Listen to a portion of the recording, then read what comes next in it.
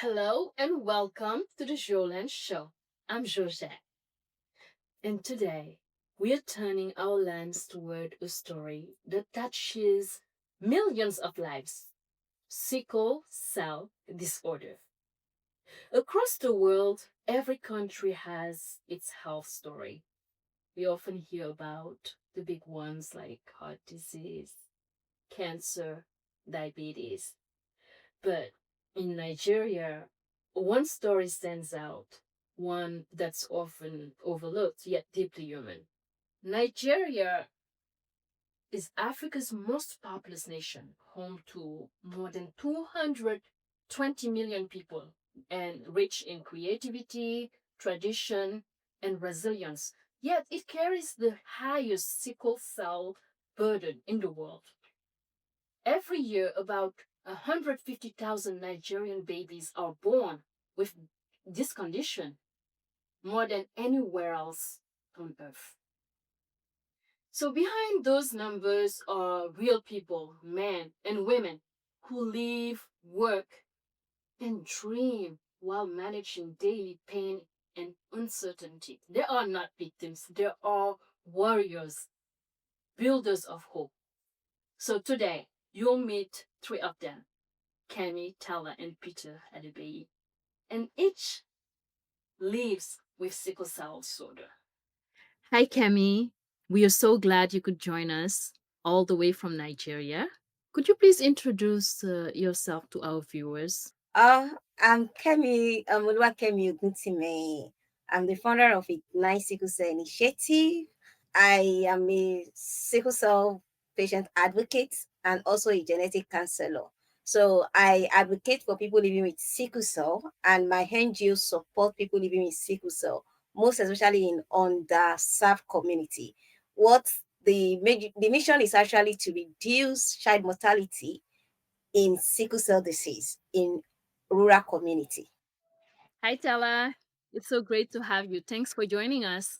My name is Tella Olufunke, a Nigerian from Oyo State.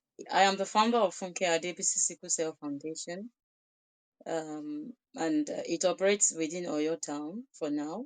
I am a gospel music artist and a student nurse. Okay, I'm also a lady MC. I host ceremonies, conferences, and all of that. Thank you, Adebayi, for joining us. My name is Adebi Peter. I am a sickle cell warrior and a registered nurse from Nigeria. I'm into nursing research and health education of people living with sickle cell disorder. So, Adebayi, for viewers who may not know, how would you explain sickle cell in simple words? What happens in the body?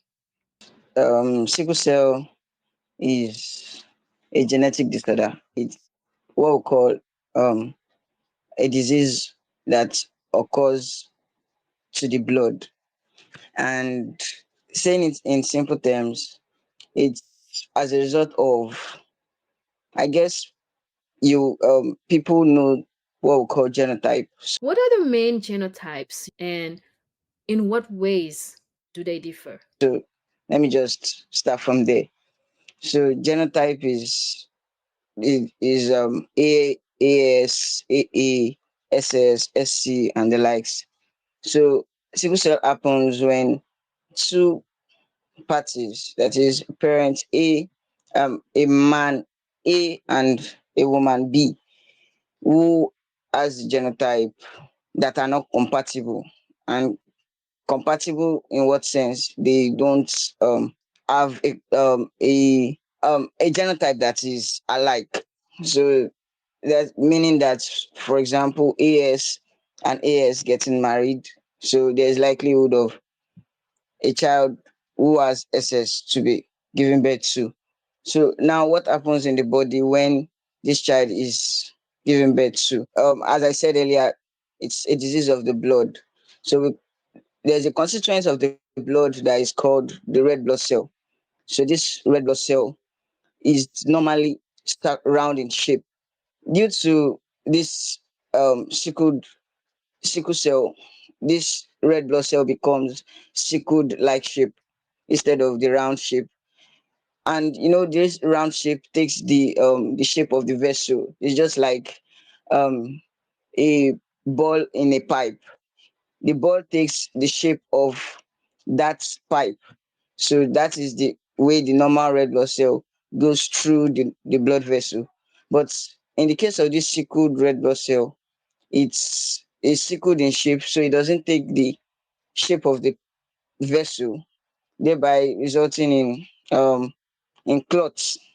That is, they become clotted together, and this results in lack of oxygen and nutrients to some part of the body, resulting in pain. So when there is no oxygen to a certain part of the body, there is pain in that area, and that's what results in sickle cell crisis. So I think I'm kind of simple enough.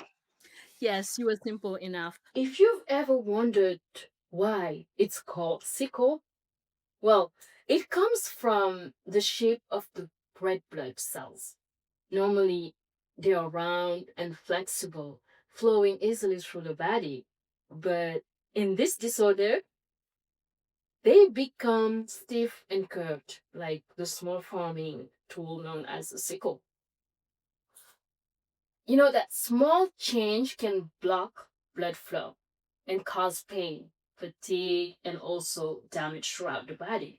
At what age is sickle cell usually diagnosed in your state?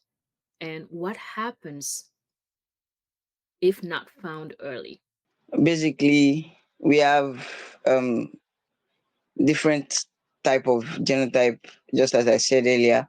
But there is also a variation of this sickle cell disorder. There's variation of this sickle cell disease genotype, and that is HBSS. That is the ones that carries SS genotype, the ones that carry SC genotype, and the ones that carry the S beta thalassemia and the likes. So there are variations of this sickle cell, and they I would like to say they experience um the complications and the crisis that comes with sickle cell in different ways. That's just what I would say about that. Then talking about the the diagnosis of sickle cell in patients. Okay, so we have what we call newborn screening. So most times newborn screening is done at 6 months. Why is this? From age 0 to 6 months of age, sickle cell is most time not diagnosed because there is more of what I call fetal hemoglobin, and this is like the blood that the fetus brings from the womb. So it's still present in the baby, and more of this in the baby reduces crisis generally. So you might not see any symptoms in the baby. So, but immediately it's 6 months. Once once we call it newborn screening because you it can be done and you will quickly get to know that this baby has sickle cell. And the reason for this diagnosis is because there are certain vaccines that should be taken as early as possible to prevent infection.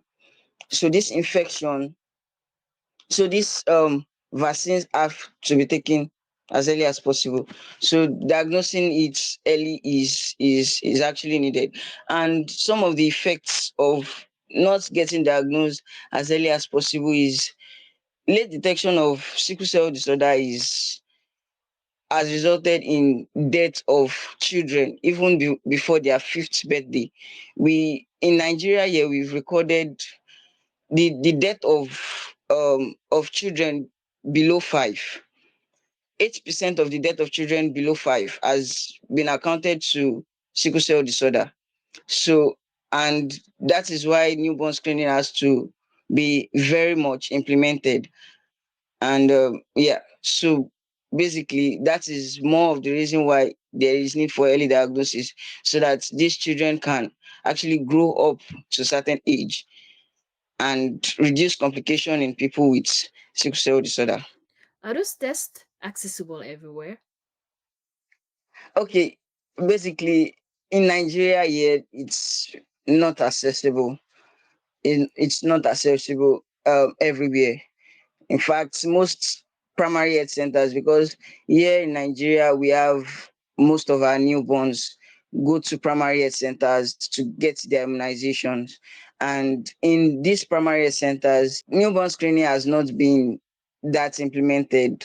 In fact, it's just certain states that can say, okay, they have this implemented. And even apart from that, governments how would I put it, the NGOs are the one spearheading this kind of programs, not even the government. So it's really, really not accessible. Well, if this gene has existed for centuries, why didn't our ancestors suffer the way we do today? What changed? Well, the answer lies in both genetics and context. When someone has the sickle cell trait, it means they carry one changed version of the gene that affects hemoglobin, the protein that helps red blood cells carry oxygen. They inherit the changed gene from one parent and a normal gene from the other. See, people with the trait are usually healthy. In fact, in regions where malaria was once deadly, carrying that single gene, actually helped people survive. A natural defense, you'll say, passed down through generations.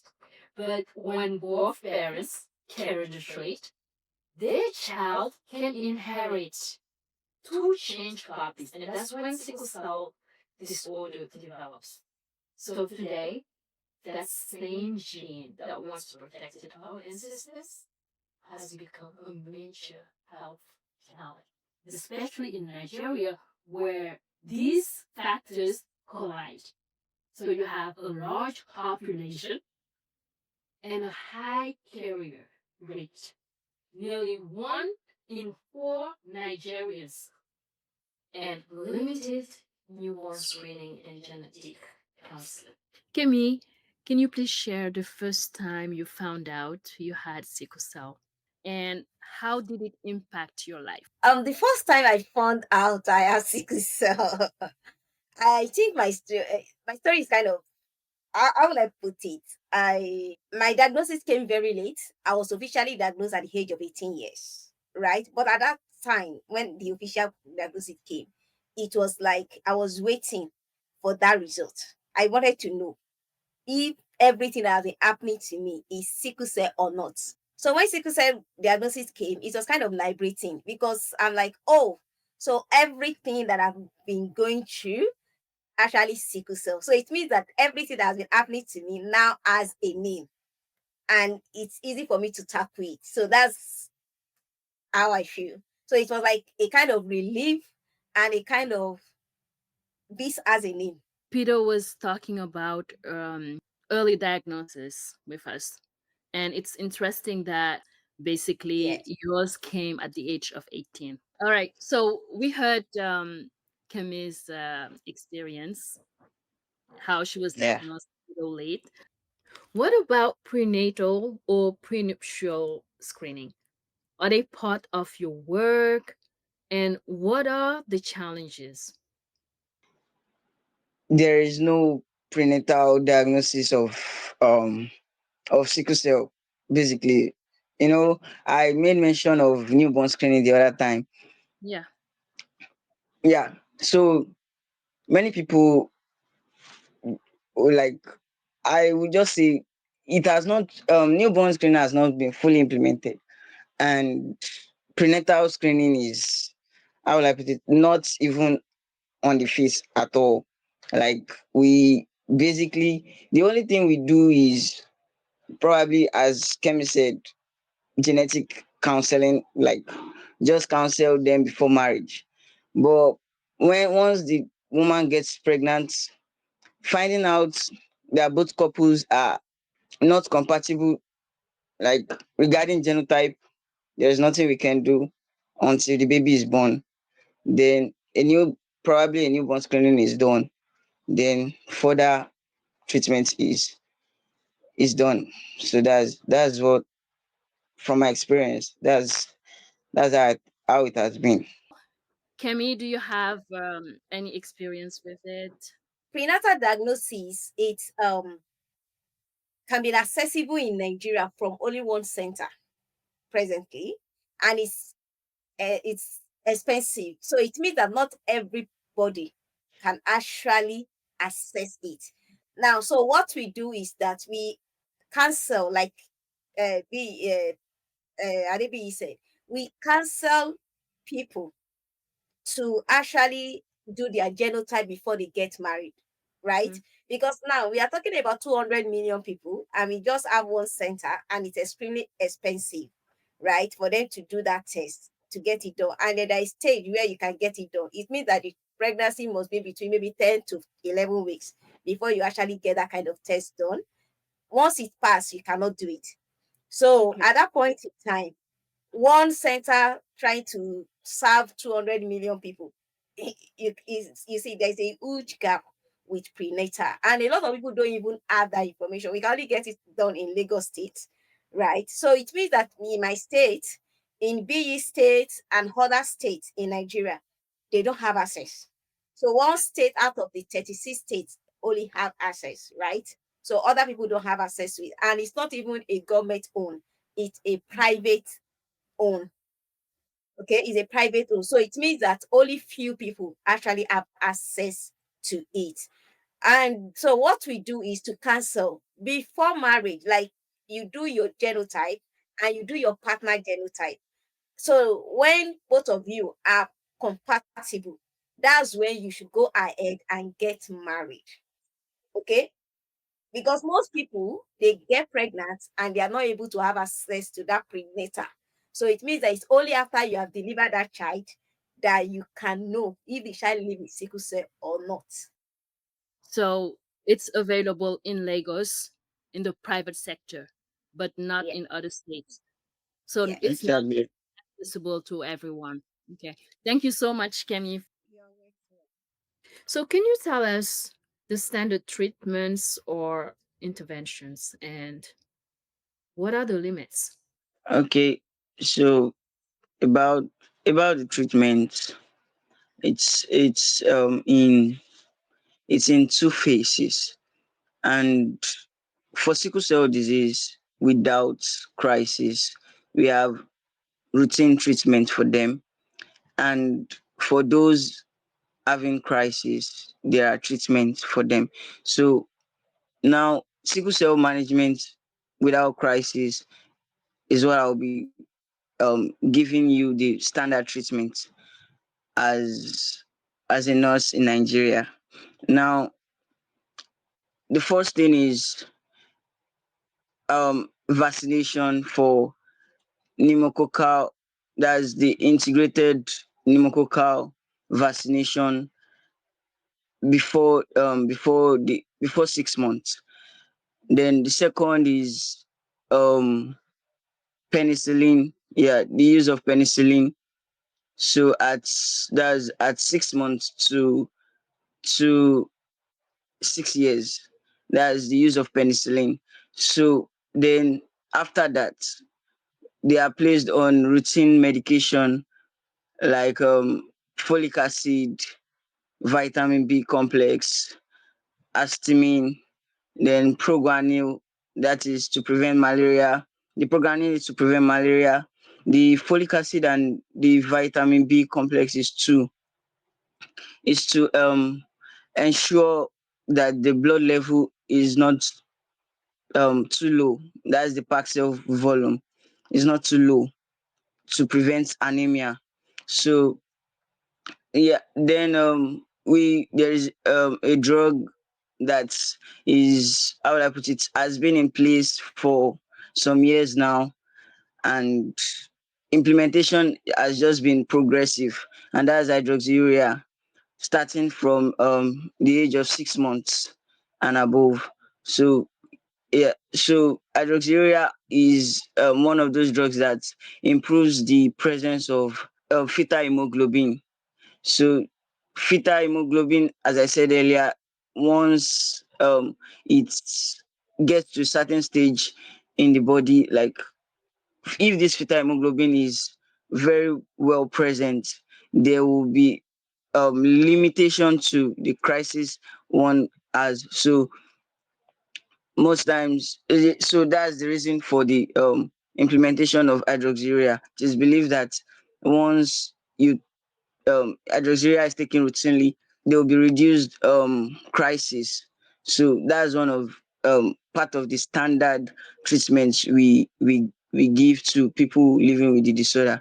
Also, for those that has frequent crisis, we advise this EBT, that is exchange blood transfusion, that is to at least that's exchange blood transfusion every 6 months. Some do it 3 months, some do it 2 months, a month interval.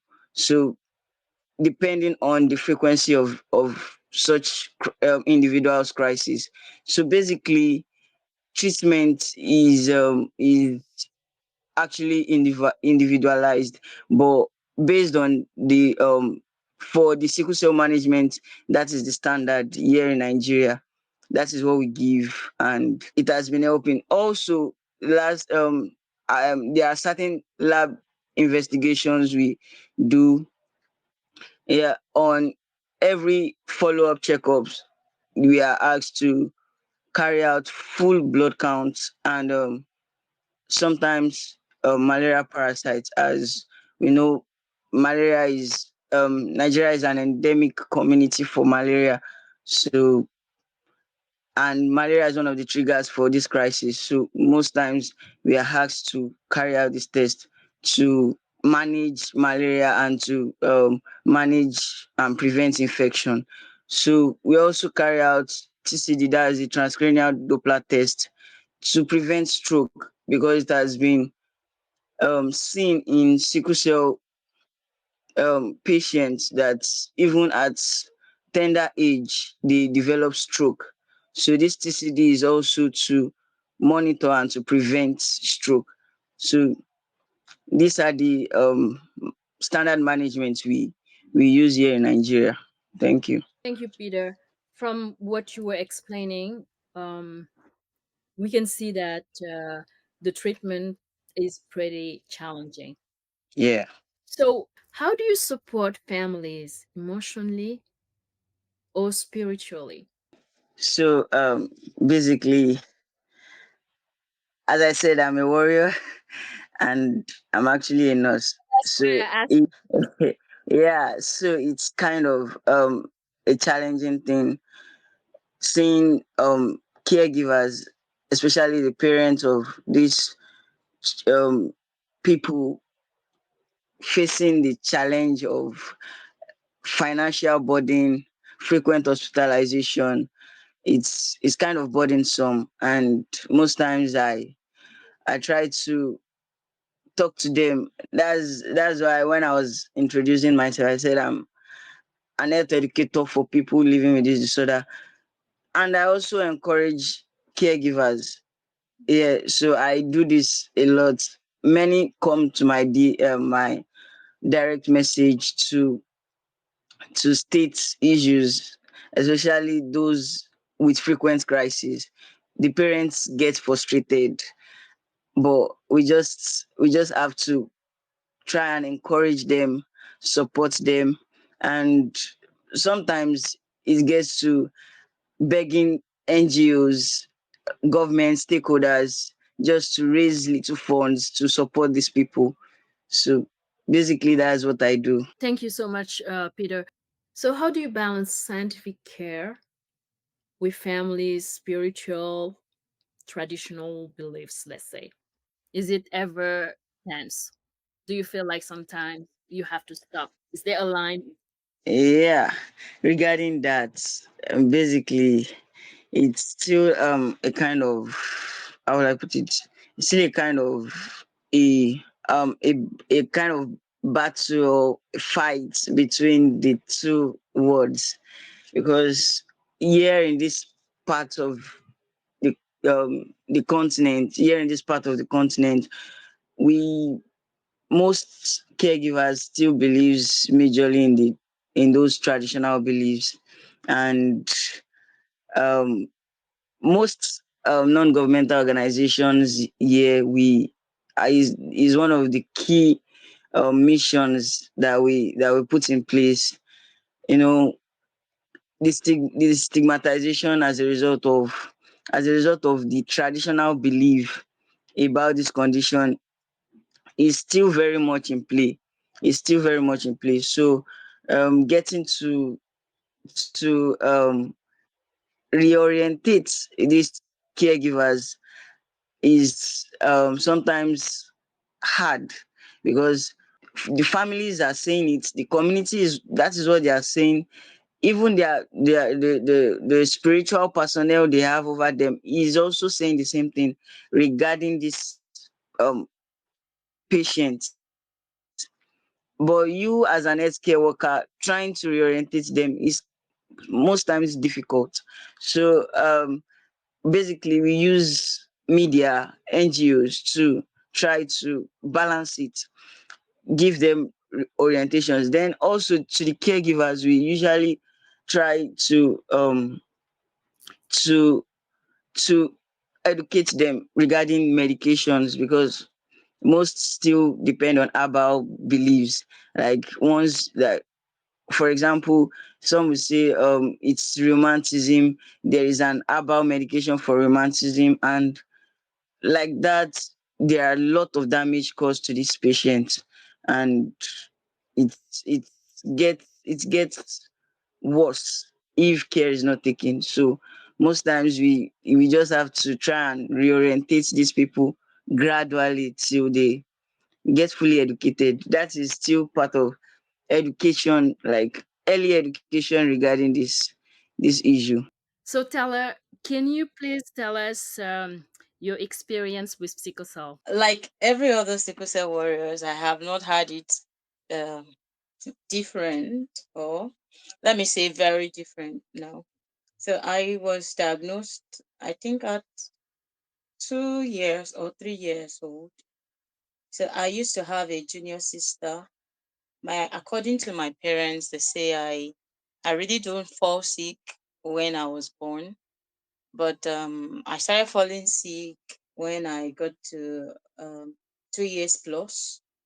So they didn't know my genotype and they didn't have any reason to like do the test. But my junior sister was always falling sick. So she lived with sickle cell before she passed on. So she was always falling sick, and so there was a time we both were sick at the same time. So so the doctor had to tell them to do the genotype for the two of us.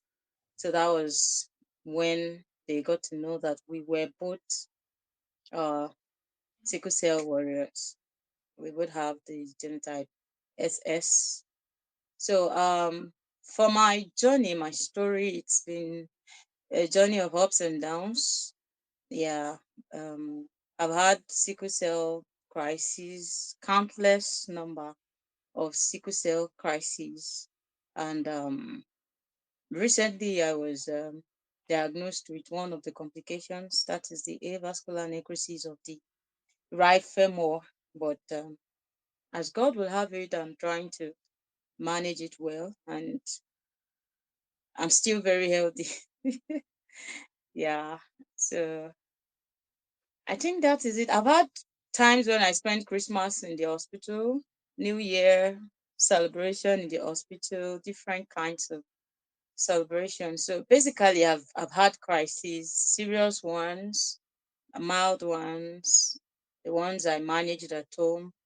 Yeah. So I think that is it.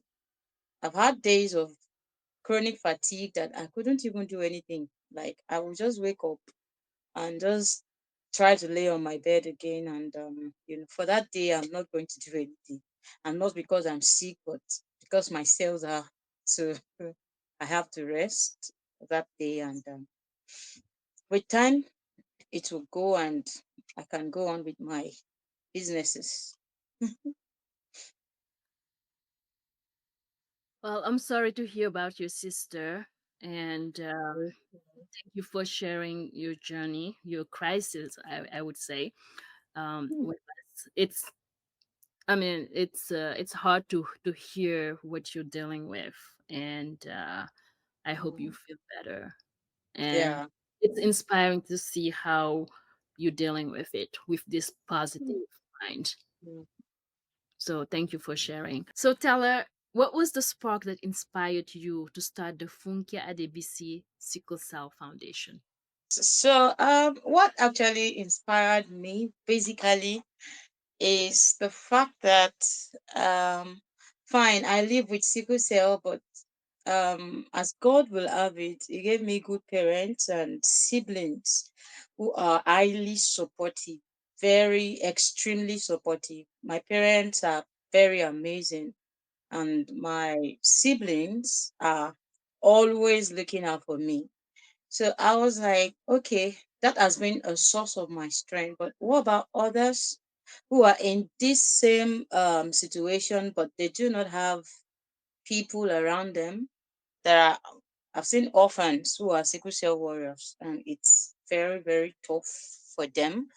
Nobody to talk to, no one that really understands them. I've seen single mothers who have to take care of two, three sickle cell warriors, and it's really not easy. So that was what actually inspired me to create a foundation that takes care of persons living with sickle cell, look out for their welfare, for their mental well-being, for their health, and their psychological well-being. So that is why majorly what my foundation deals with is to make sure that persons living with sickle cell are living as healthy as possible, because by we give them free routine medicines, because I believe that with the routine medicines, at least a little, or let me say 90% or 80% of the problem is solved if they actually follow the routine medicine and they take it routinely. And then I try to what my foundation does, another thing is we counsel people. Let me say um couple couple who are both AS and they want to like go into marriage because they love themselves rather. We don't tell them not to marry again. We just counsel them, tell them the possible outcomes. And if they are ready to take it, if they're ready to take medical options that could avail them or make them escape having children with sickle cell, though expensive, if they're ready to pay for it, we encourage them to go ahead, and then we monitor them with the assistance of the doctors. And then we counsel those parents who have children with sickle cell too, and we guide them on the things how to manage their children's health, and what to give to them, how to give it to them, the food to take. We go into nutrition too. So that is what I do basically. Then sometimes I we also raise funds for, because there are we notice that majority of these persons living with sickle cell comes from poor families where they can barely even afford their routine medicines. So, and most times, most of them, when they get admitted into the hospital, they for them to pay for their treatment, it's even very hard. And sometimes a few hospitals would treat them on credit. So we try to, like, when they are well, we try to raise funds for them to pay their hospital bills and all of that. So basically that is what we do. And then the names for my foundation is Funke. That's my name, and Adebisi is my late sister's name. So I actually did that to honor her. Yeah. Because she was like a companion before she passed on. We did everything together, and she had a few complications, and you know, um, let me say, technology was not as wide as it was then, as it is right now. Okay, as wide as it is right now, when she had a complication, and it wasn't well managed, and then she passed on. So I used that foundation to respect her. It's a beautiful name, and a great way to honor her. You are a gospel singer, and you are gonna give us a great performance, I'm sure. Um, Yeah. can you share with us why you choose gospel? Um, since way back to when I was younger, I discovered that I respond more to music, or let me say, maybe when I'm down, when I'm depressed. One of the things that actually helped me out of depression was music. And I discovered that, let me just say, I have a spirit for music. So I would have just chosen any kind of music. And, I discover also that God has given me a good voice also.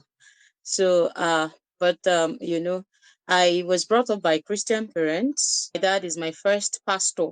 He was the one who led me to Christ. And they showed me that there is only one way for a man to make it through life, and that is acknowledging God.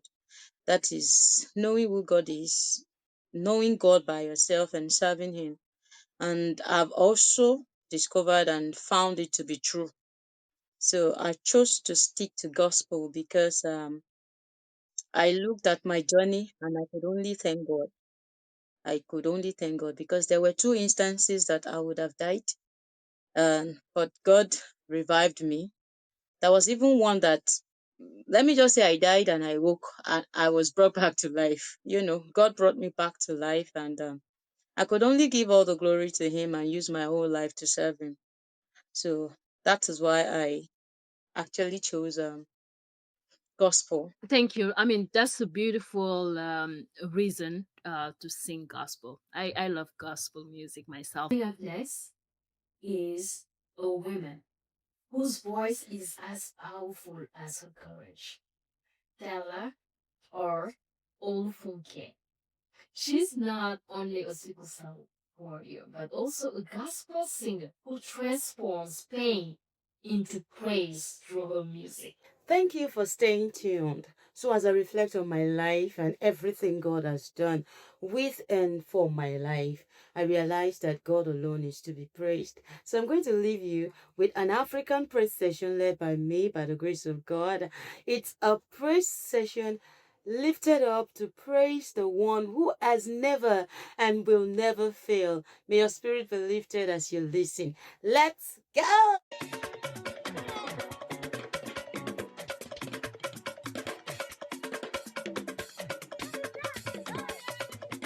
Oh, yeah, don't be say the praise. Now God had the praise. Oh, yeah, the praise. Now God had the praise.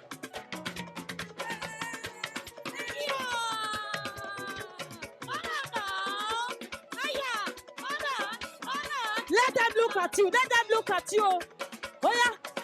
What's up, no be say the grace. Now God had the praise. Oh, yeah, don't be say the grace. Now my God had the praise. I said, don't be say the polo. Now God had the praise. Oh, yeah, say, baby, lady, but say you just soon.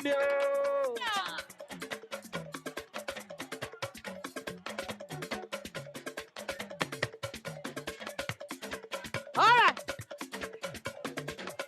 Money, she pay me lawyer. Shepe Miloye, Shepe Miloye, Soye Wani, Shepe Miloye, Bibo Sayin Jesumio. Oya, Mole Mo Soke Bisamai.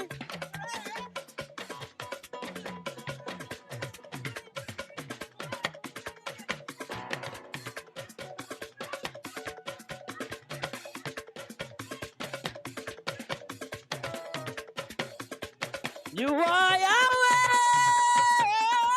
You are Yahweh. You are Yahweh.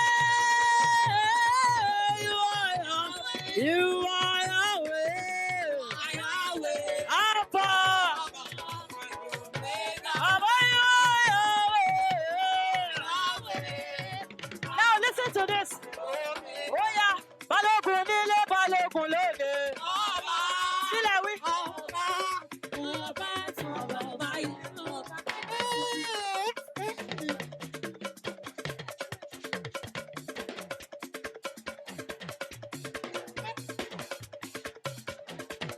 Balógun nílé, balógun lóde o. Ọba, ọba, ọba. Listen. Only ọba sọ̀rọ̀ máyẹ̀. Scripture says, who is he that speaketh when the Lord has not spoken? Mo ní balógun nílé, balógun lóde o.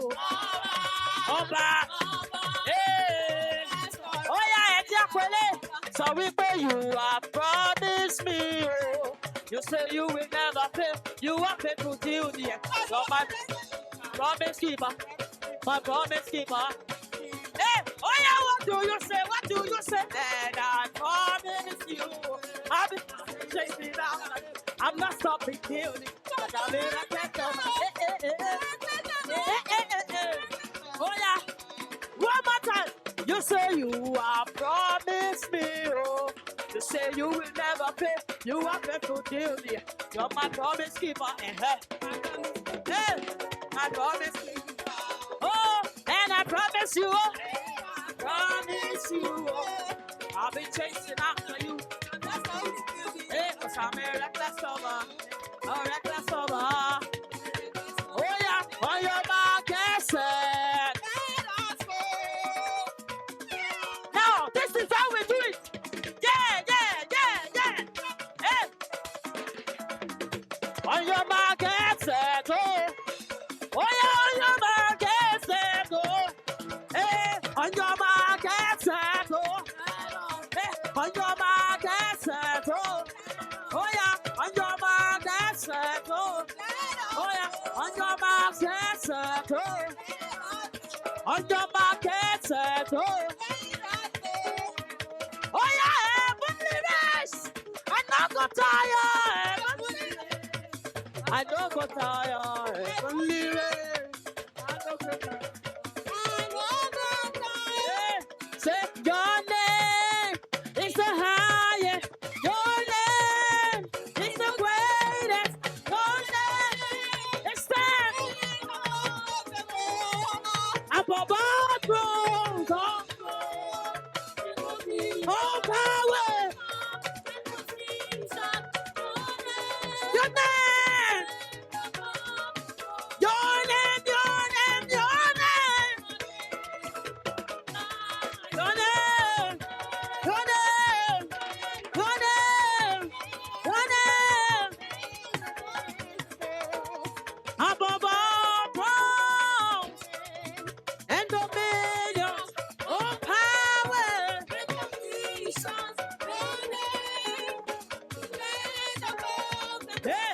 Ó yá kò sí lọ́wọ́ ọ̀ṣọ́, kò má sí lọ́wọ́ ọ̀tẹ̀ o. Kí lẹ wí?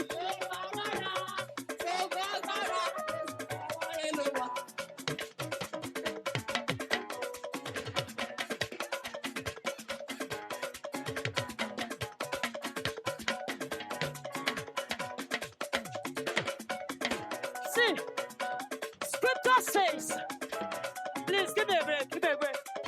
Ẹ bá mi irú bí ẹ sílẹ̀ díẹ̀. He says he has given us a name that is above every other name. That at the name of Jesus, what happens?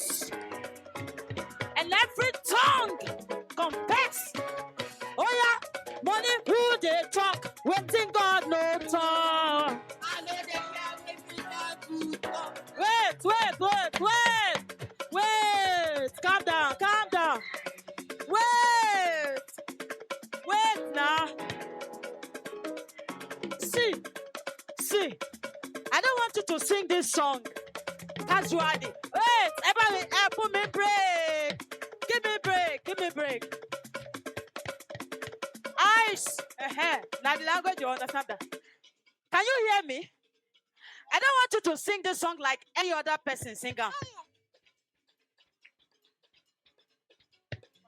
Tí Ọlọ́run bá ń sọ̀rọ̀, wọn bí ìpọ̀nrípọ̀n gbà bàbá ńlá kú bàbá. Ẹnìkankan dá láti sọ wípé kí ló ń sọ. I'm going to ask you that question.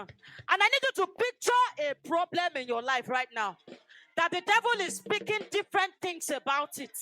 He said you will not succeed.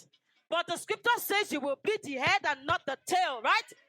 He said you will not make it.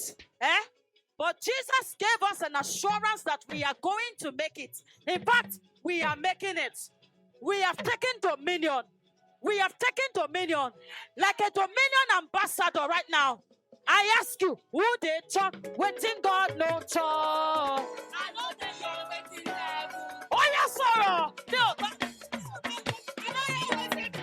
you said. You said.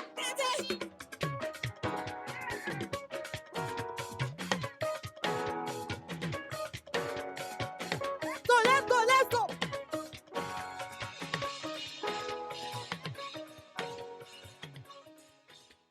Kemi, you also have your foundation. What's your take on what Tella just shared with us?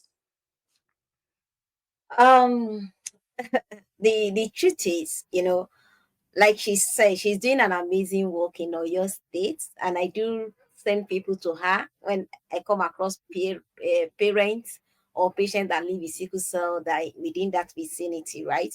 So what we actually do is kind of close, but a little bit more, because you see, sickle cell for me, sickle cell is actually something, because I realize that there is a very low awareness about sickle cell in the rural community. And a lot of people don't want to come to rural community when I started my organization. So basically, there is a lot of misconception where people believe that children that live with sickle cell are either wish or is caused by spiritual issues. And because of that, many of them are being abandoned, neglected, not managed well. And seeing the number of people dying because of sickle cell, and I'm like, no, this is like for example, this can actually be managed well. Thank God I have parents who are able to, I learned about it myself, even though when there was no much information, I started learning, searching online to get information. And luckily for me, I was able to come across a blog then. The blog was no longer in existence, a blog that actually teach about sickle cell. So I told myself, if this kind of blog in US is so detailed about it, how do I ensure people in my community have access to that same of information? Because I was just probably 18, and I really don't know.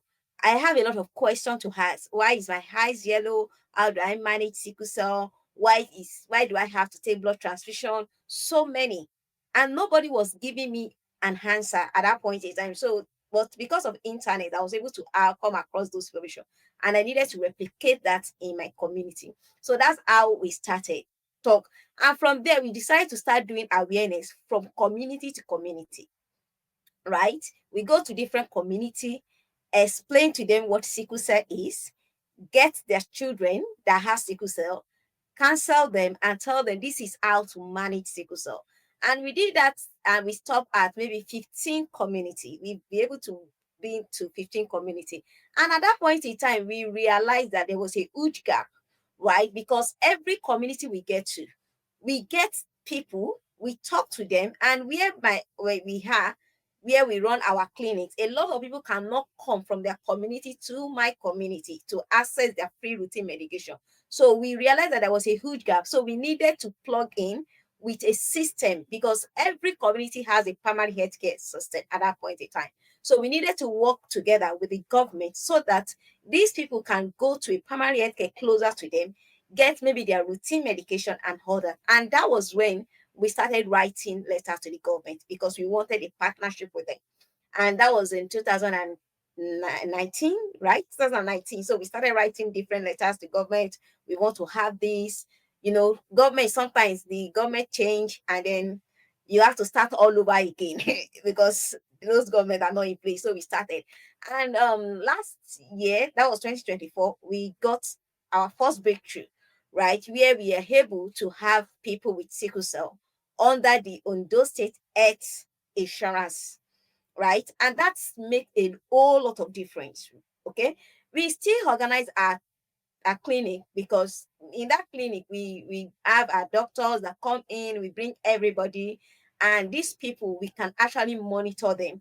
We can educate their parents because see, sometimes we want to educate those people with sickle cell, but from experience, from what we have gotten, us educating the caregivers give us a better result than educating the people with sickle cell because the caregiver are the one who own the decision. They are the decision makers. So they are the one that need to know. So when we said a child to eat a lot of proteins, is the caregiver that have the right to cook that protein or even release the money for that protein at all. So even though when we, because that's one of our challenges, when we started educating people with sickle cell, we realized that we were not, the implementation was kind of not delivering. We were seeing these people understand what they should do, but what happened, why are they not implementing it? So from there we are able to understand that okay, the decision maker were being left out, so we have to involve the decision maker. So that's, in fact, that's one of the things that actually prompted me to start another organization that I call the Sickle Cell Academy. The Sickle Cell Academy is actually an academy, an education aspect, a social enterprise where we educate parents on managing sickle cell. So that is where we are able to reach out to more people. People is an online where people from different parts of the country have been joining our class. In fact, this course that we are preparing, we have people from other African countries who are part of that class right now. So that is where we realize that when we teach the parents, they implement, and the health of these children improve that drastically. So, and then with the Ondo State Health Insurance, Ondo State Contributing Health Commission on board with us, we've been able to enroll over 400 people living with sickle cell, right?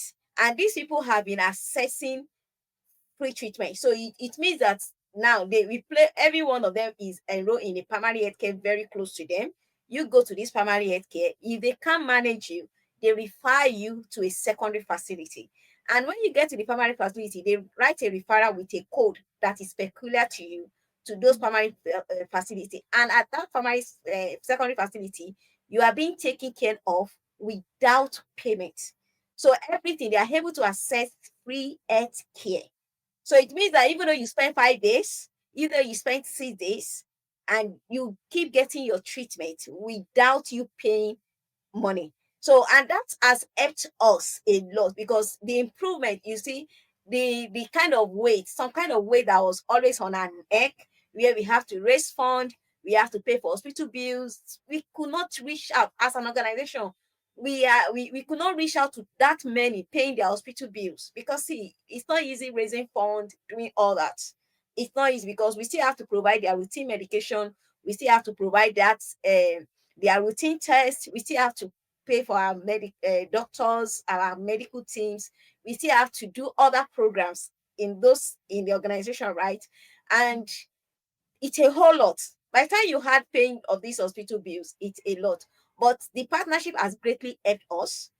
Those people we have a lot of testimonials from people that have been accessing care from the government because the government actually pay the premium.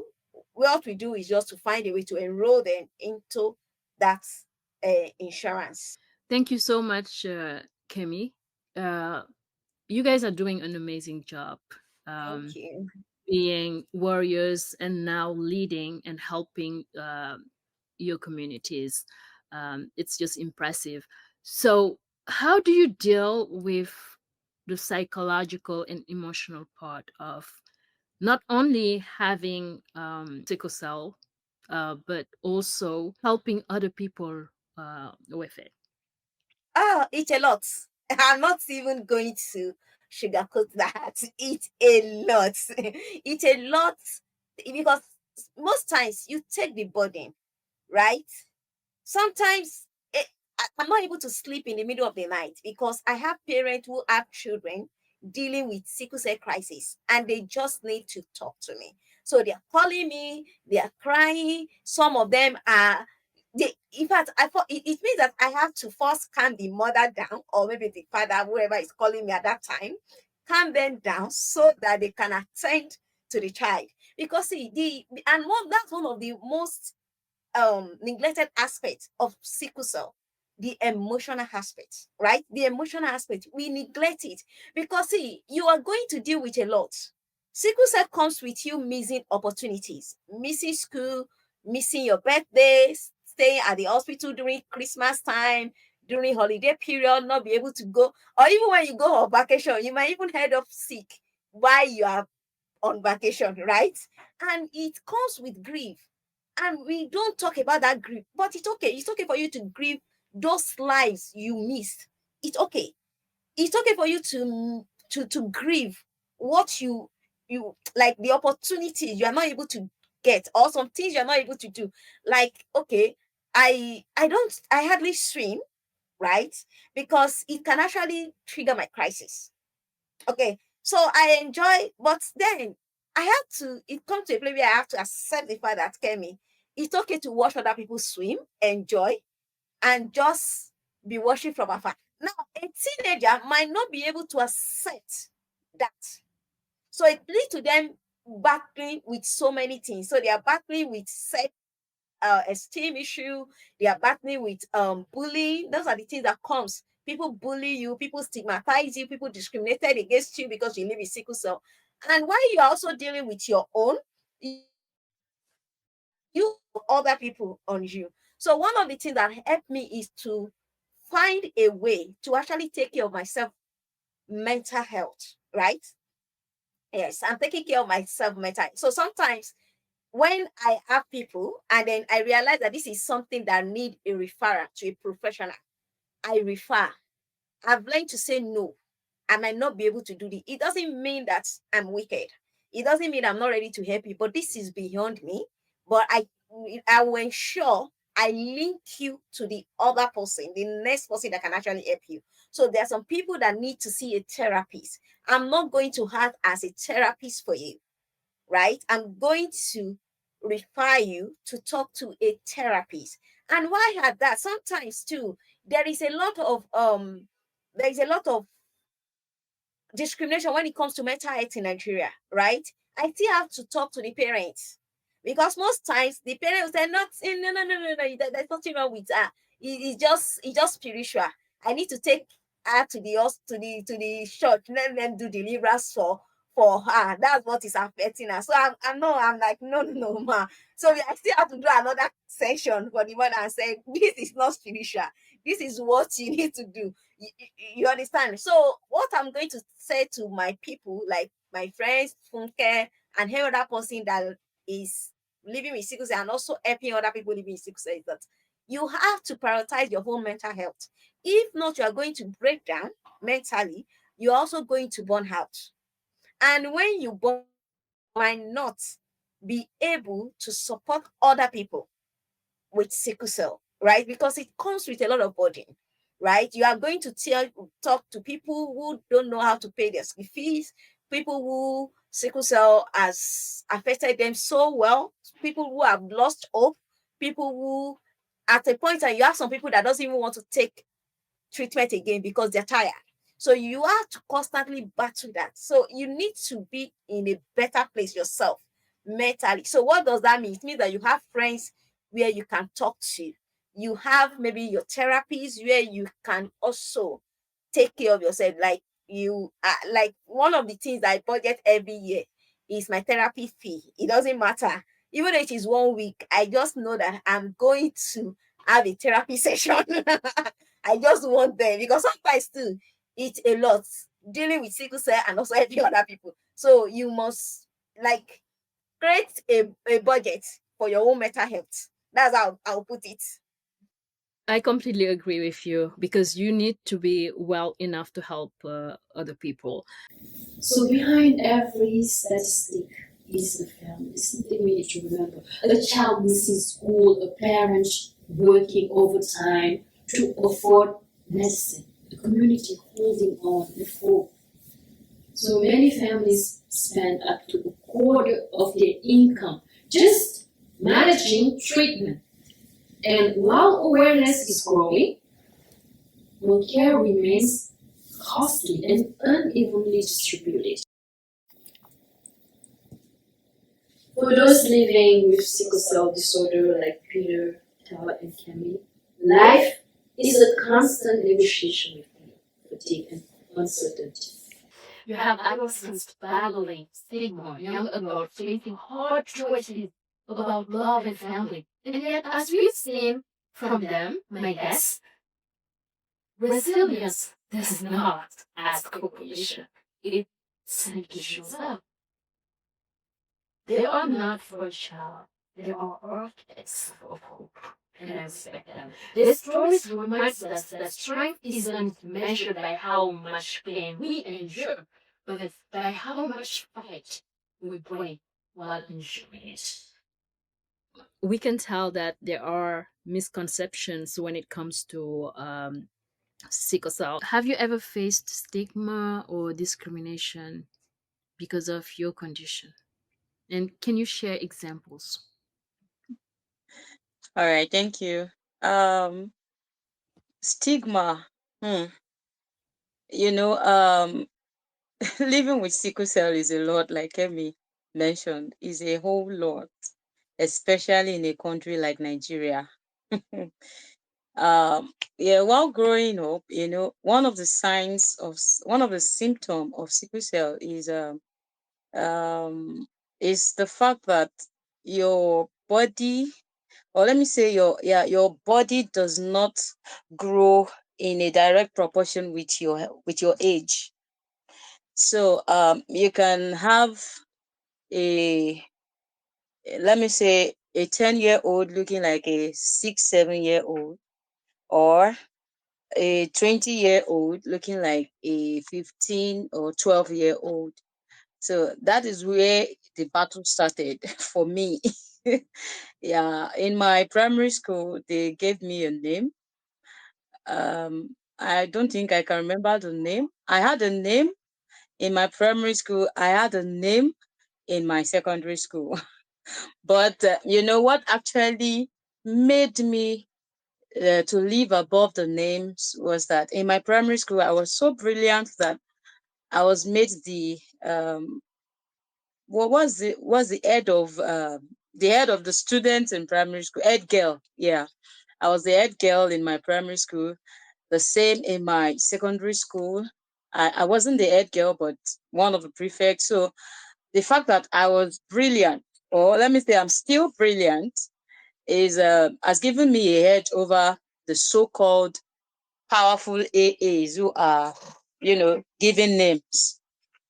So I was so small, very little. Like my mates, I started using my female mates. I started using bra. My breasts were nowhere to be found. I was like, God, what is happening? So a lot of that, and then be staying in the midst of your colleague was tough, but you still have to stay, because the way they look at you, you'll be like, am I different from you? They look at you like you are like way different from them, like you are not a human. Yeah, and that is how some of them talk to you. So when I was growing, the talking, the abuse were actually, they actually got to me. And there were days I just thought about ending it all. I've had series of suicidal thoughts. Yeah, when I was growing up, I think I attempted suicide once, but I didn't die. Yeah, so I didn't die. So, but a lot. It's a lot actually. I don't think I can remember all of it because I have chosen not to remember them again. Do you understand? I kind of, when I got to the university stage, it still continued, but it reduced to an extent because I was the one teaching my mates um, topics, difficult topics in class. And okay, you're calling me names, but you don't know what I know. Will you sit down and listen to me? So it actually gave me a edge. That part actually settled the stigma for me. Yeah. So, and while growing up, I was called different kinds of names. Before my parents actually understood what was wrong with me, before they became supportive. Even my parents called me Owulabi. Owolabi means we have born money, literally in Yoruba. Owolabi, when if I want to translate it to English, literally it means we give back to money. It means this child is taking a whole lot of our money. That is the name. Yes. It's not part of my name, but when they saw that every hospital visit, every time I am sick, they have to spend a whole lot. So they named me. They used to call me Owolabi, and then strangers too call me different kinds of names, like you're a witch, you are something, you are like that, you're always taking your parents' money whenever they have money. So all of those things got into me, and most times when I was growing up, especially in my secondary school days, I was depressed. I was so depressed that it took the grace of God to bring me out of the depression. It took God's grace to actually bring me out of the depression, and you know it's still there, or the stigma is still there till now, because some people will look at you and say you have thin legs. What happened? Why do you have thin legs? I said that is how God created me. Do you have any problem with that? So I've just learned to accept who I am, accept my stature, accept my physique, the way I look. I totally accept it, and I boast with it. Let me speak a Nigerian English. I make yanga with it. Yeah, so I became so proud of myself. I am not proud, but I am proud of myself. I'm proud of the way I look. I'm proud. So before you even talk down on me, you will know that I've already accepted who I am. So there's nothing to talk down on. There's nothing negative to say about me. You get it now. So that is how I have learned to get over it. That is how I've learned to get over it. So basically, understanding what you were dealing with, um, but mostly accepting it made you stronger. Yeah. Yes. Yes. Um, Yes. thank you, Tella, for sharing this part of your journey, which is so emotional. Kemi, what's your take on stigma, discrimination, what it's like to live with sickle cell disease as a woman? Yeah. As a woman living with sickle cell, you are going to experience stigma more, right? Yes, because the society is going to judge you more for living with sickle cell. There is always this big misunderstanding that in Nigeria or in Africa, a woman giving birth is a huge thing. It's like is an important aspect of a woman. So they're going to judge you. And many people believe that people with sickle cell cannot give birth, right? So because of that, it means that when it comes to relationship, you're going to face that stigma because a lot of people that like you, once they get to know that you live with sickle cell, many of them are going to pull back. And then you will see families where they tell you that no, you can't marry somebody like that. You know, and then people are going to judge because they believe that as somebody with sickle cell, you are not going to live long, right? There's a way they judge that say, like, oh no, this person cannot live. So people will tell you that I don't want to marry a woman that lives with sickle cell because I don't want to become I don't want to become a widower or something like that. So it's huge. And that's also brought me to another that's also bring me to another thing that we hardly talk about. a lot of people with sickle cell, even though when they get married, also face stigma in their marriage from the family, from their in-laws, from friends of their husband, for people around. Like people are going to look at you and like, people are going to look at you and uh, like, oh, she live a sickle cell. And then they go to the man and said, what do you see? Why somebody like that? Every day people are going to keep questioning him for making that decision. And if you're not careful, that thing, when you constantly hear that kind of word, it has a way of coming in between your relationship, right? And even when you go to outside in churches, places, they're going to like, oh, why that? Don't you see another person? Why must she be somebody with sickle cell? There are a lot of people out there that can actually do better. That's a lot for. And then there is also another aspect. A lot of people with sickle cell face abuse in their marriages that they can't talk about, because the society already plays it that the man is doing you a huge favor by getting married to you. So it takes them, they want to make it work, they want to endure, they just to feel that at least I'm married, right? And let's not even talk about it. Getting being a baby, a single mother, is another stigma in Nigeria. So it means that when you are a single mother, you now live with sickle cell, that's that's double on you, right? So people want to like, okay, at least I have somebody that likes me enough.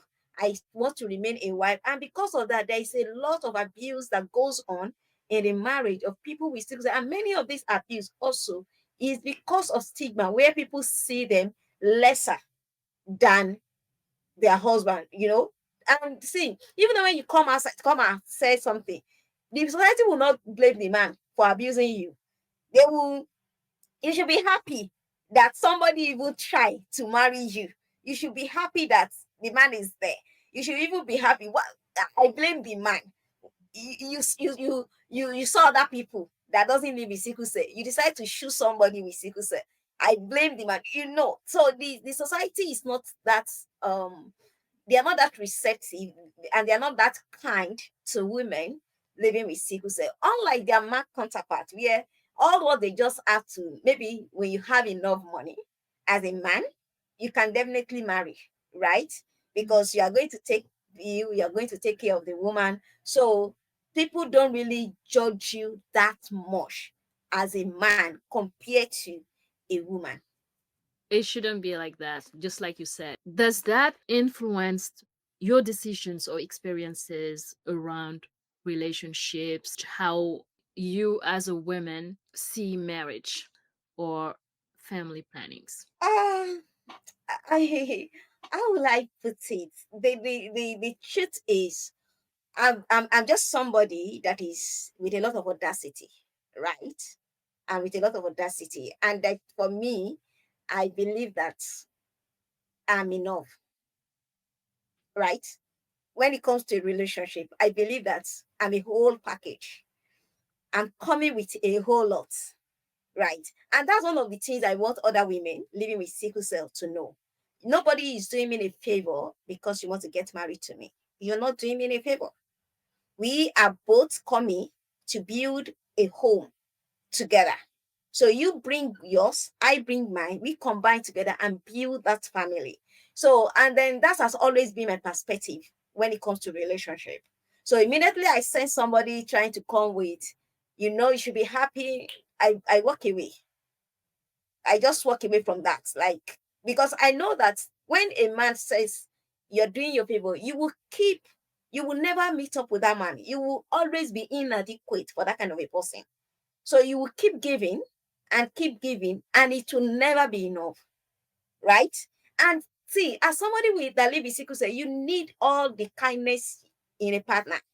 I'm going to fall sick. I might not be able to fulfill maybe cleaning of the house or cooking food because I'm dealing with crisis, or maybe I'm dealing with fatigue, and I need a partner that should be able to understand that aspect, right?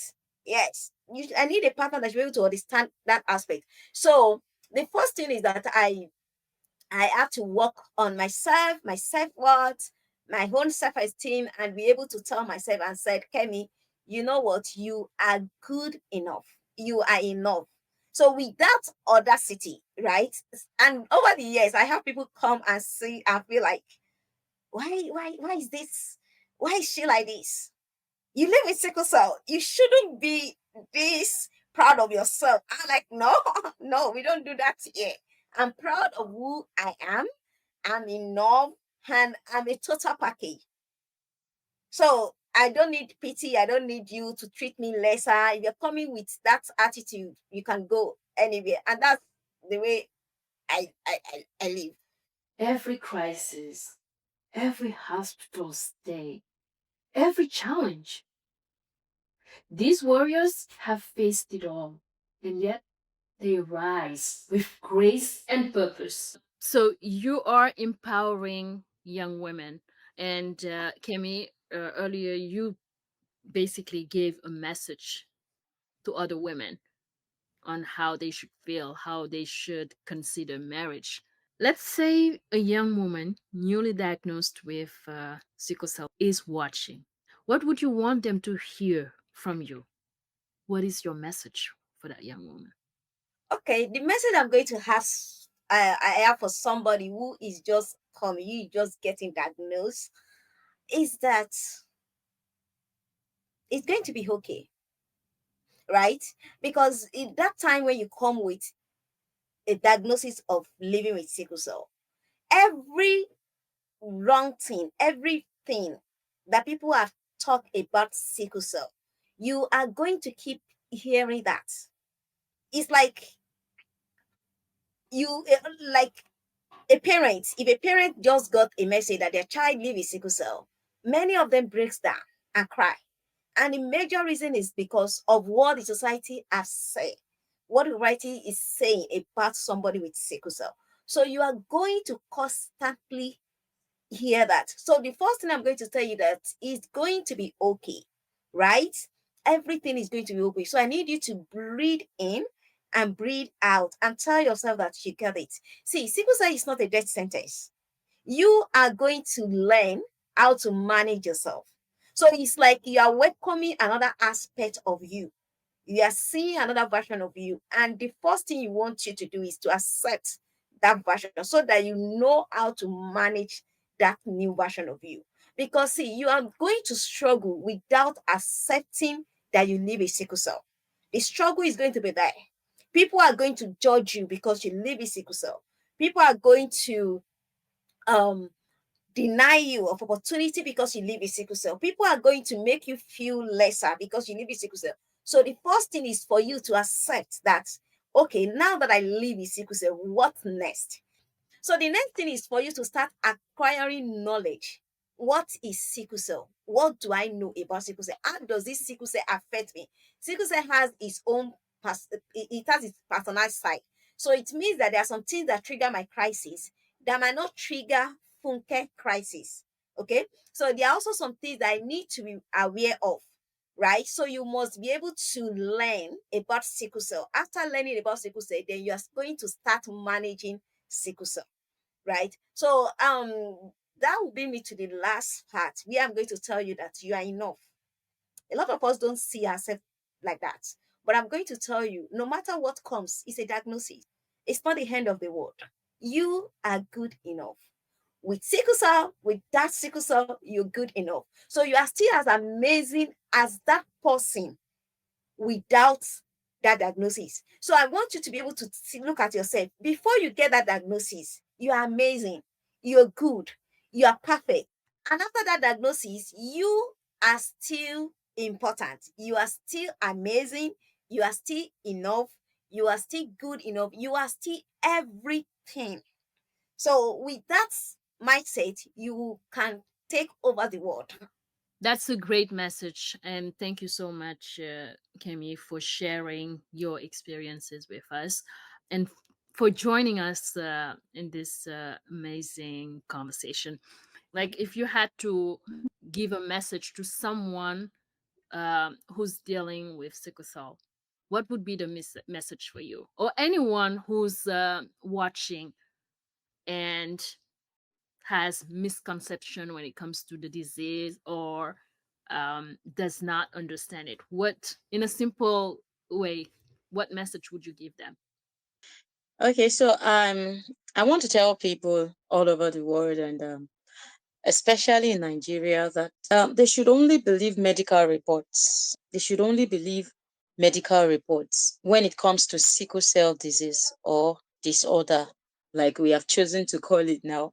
Um, the the thing about misconception is that it causes stigma, and if it's not for people with strong spirits, most sickle cell warriors end up committing suicide. We have countless number of them committing suicide because of the stigma that comes from the misconceptions. One of the misconceptions is that sickle cell warriors are, we call something in Nigeria, they call it ogbanje, in Yoruba, they call them abiku, like they don't live long. They believe they don't live long. They believe they die at 18, maximum 20. So I use persons who live with sickle cell and who are still, in fact, I use myself in some cases as an example. I am a 35 going to 36-year sickle cell warrior, and I am still living, and I believe that as God lives, I'm going to live up to my 80. Yeah, so I am still here, and they are still seeing me. So is it true that persons living with sickle cell do not live long? They will shout no. So I want them to know that they should only believe medical reports. They should not believe whatever the culture, or let me say, it's not even the culture. It's just what people have chosen to believe about persons living with sickle cell. Or I think these misconceptions actually comes from when technology was not advanced and persons living with sickle cell had to die young, because then there was no routine medicine, there was no medical aid for persons living with sickle cell, and then they end up dying so young. Some die as babies, some 10 years, some 15 years. So that is where the misconceptions about not living long is coming from. So they should just believe medical reports. They should go for medical tests. I've had parents call me to ask about a lot of things, these misconceptions, that there are specific herbs that they can give to their children living with sickle cell that will make them live long. I would tell them there are no herbs. Herbs do more harm than good to your children living with sickle cell, because they must understand that persons living with sickle cell have lower immune system than those who are the AA, other genotypes. They have lower immune systems, and when they mix these herbal concoctions, you don't know the number of herbs they mix together. You don't know how it will work in your children's body. You don't know how they will respond to it. I've had time when my parents made me drink herbs too, but it didn't work. But because they believed it worked, their faith was in the herb. They kept giving me the herb, but I was also getting admitted in the hospital. So they were not thinking that the herb was not working, because they had already put their faith in them. So recently I made a video with my mom, and she was trying to, in the video I told her to talk about the herbs and does it work? And she was like, it's now that she's realizing that it didn't work that time, but it's just because they have put their faith in it, and they just believed it will work. But it didn't work, because I was still getting hospital admissions, I was still getting sick and all of that. So a lot of misconceptions. I can't deal with all of them right now. So they should only follow doctors' prescriptions, doctors' directions. They shouldn't go and be looking for herbs and every other means, because by looking for it, a lot of parents, a lot of caregivers are falling into the hands of scammers, They scammed them, collected their money, huge sum of money that could have, that they could have used to get routine medicines for their children and every other thing. And for persons like me, they should believe in themselves. Like Kemi has said it all. They should believe they are enough and they can do anything. Sickle cell cannot stop them from achieving their aim, from going, like pursuing their life ambitions. Yeah, So, Tella, thank you so much for being here. Well, I would like to yeah. thank you for being here. Thank you for sharing your journeys with us. And I will be following your foundations closely to see what you're doing. Mhm. Yeah. Thank Okay. you. Thank you. Thank Well, you thank so you. much. As a warrior yourself, if you had the chance to introduce one tool, resource, or maybe policy, what do you think would make the biggest difference for your patients? I believe in early early education about this condition, because where I find myself, I have gotten to experience other warriors enter, like experience complications due to ignorance and due to negligence. So I believe early education about this condition is really, really paramount. And so developing a tool to explain the the nitty gritty of the condition is a tool I would like to develop. Like um what to do if you experience this kind of pain, what are your routines. You know, many people don't even know that routine intake of water is really paramount to continue, like to maintain your condition. Many people don't know that okay, there are routine medications you have to keep yourself with every time, every day. So education regarding matters like this, I think a tool regarding this is really, really important. If it's an audiovisual aid, if it's a a maybe weekly newsletter or something, just to keep them updated, keep them educated regarding their health. So I think it's a tool that I would like to develop. If you had a message for someone who's dealing with sickle cell, what Okay. message would you give them? If I'll be giving them a message, it will be a message on purpose, because sickle cell can mean you living your life daily in pains, and it can be very frustrating, you know, waking up with your day planned out, but the crisis just jump at you at the middle of the day and everything just have to stop. But regardless, um, I believe to every pain there is a purpose, and having that this purpose in mind will actually help to keep us pushing as sickle cell warriors. And recently I wrote something about being um a warrior. I said a warrior is somebody who is called to war any day, anytime, performs the routines of a warrior every day, whether it feels like it or not. So is sickle cell disorder. You get to stop everything for a sickle cell crisis when it comes. When it calls, you just have to stop everything and deal with it first.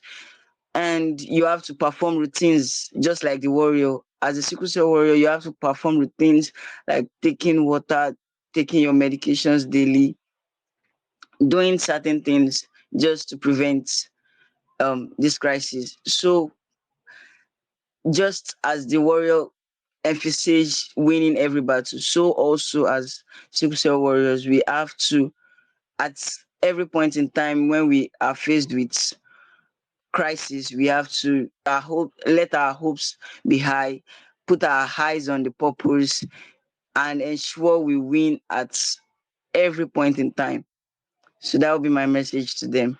Thank you so much, everyone, for being here. Thank you for joining me in this conversation about sickle cell disease. Thank you for sharing your journeys. If we want lasting change, we have to start with 3 things. First, early testing. Peter mentioned it earlier. Every baby deserves a diagnosis from birth. And every couple should know their genotype before marriage. The challenge is access. We must make screening available. Second, affordable treatment. Families shouldn't have to choose between medicine and meals. Expanding insurance and local production of essential drugs can make a real difference. And third, awareness. Yes, education and stigma. When communities understand the science, compassion replaces fear, and action follows. It won't happen overnight, of course, but if we commit, we can turn resilience into policy and hope into help. Now, on a personal note, this episode reminded me that help is not something given, it's a blessing. And speaking with these warriors humbled me. It made me realize how often we take our help for granted, while others fight quiet battles every day. Their strength pushed me to care more, to advocate louder for innovation and better healthcare systems in Africa and also beyond. Because health should never be a privilege, it's a right. And change begins with compassion and also passion. Sickle cell disorder may shape lives, but it does not define them.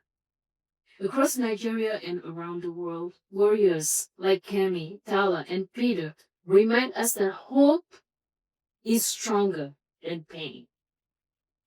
So, wherever you're watching from, get tested if you can. Stay informed. And mostly stand with those living this journey every day because it's not easy. And thank you for joining the Jolan Show. Thank you for watching this episode. Until next time, keep looking closer because every story has more than one lens. Share this episode, spread awareness, not pity. Thank you, and see you next time.